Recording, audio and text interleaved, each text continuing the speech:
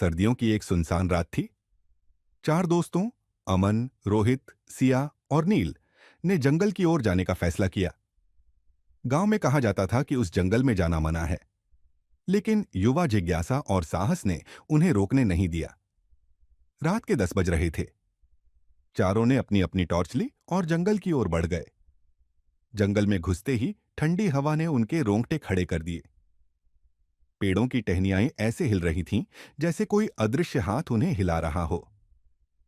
सिया ने डरते हुए क्या हमें पूछा। सच में अंदर जाना अमन चाहिए? हंसकर बोला। डरपोक मत बनो, यह सब अफवाहें जैसे हैं। जैसे वे आगे बढ़े, जंगल गहराता गया। नील ने पेड़ों के बीच किसी की छाया देखी।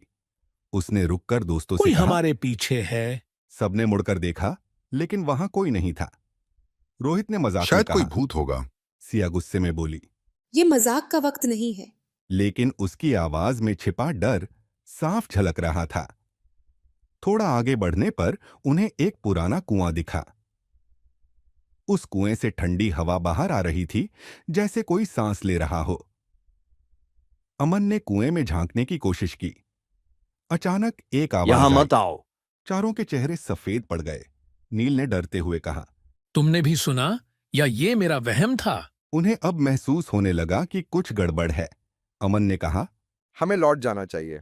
लेकिन तभी कुएं से एक काले साए ने बाहर झांककर कहा। अब बहुत देर हो चुकी है। उसकी आवाज गूंजती हुई जंगल में फैल गई।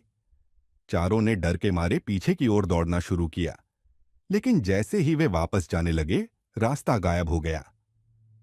अब उनके चारों ओर सिर्फ घना अंधेरा था। सिया रोने लगी। हमें यह सब नहीं करना उसने चाहिए कहा। था। अमन ने सभी को हिम्मत दी। कुछ नहीं होगा, हम एक दूसरे का हाथ पकड़कर चलते हैं।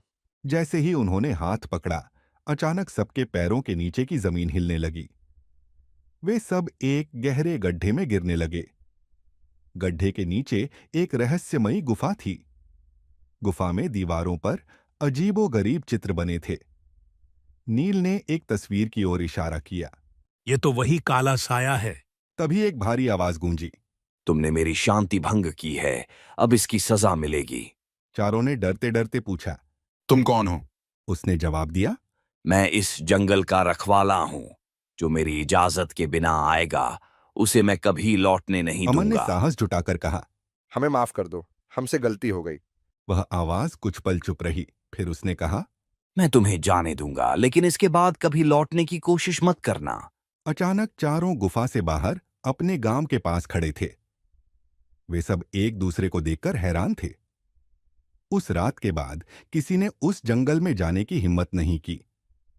लेकिन जब भी हवा चलती है, जंगल से एक गूंजती हुई आवाज आती यहां है। मत आना। तो बच्चों, ये थी आज की हमारी कहानी। यदि कहानी आपको अच्छी लगी तो हमारे चैनल को लाइक और सब्सक्राइब करें। आपकी अपनी क्लास।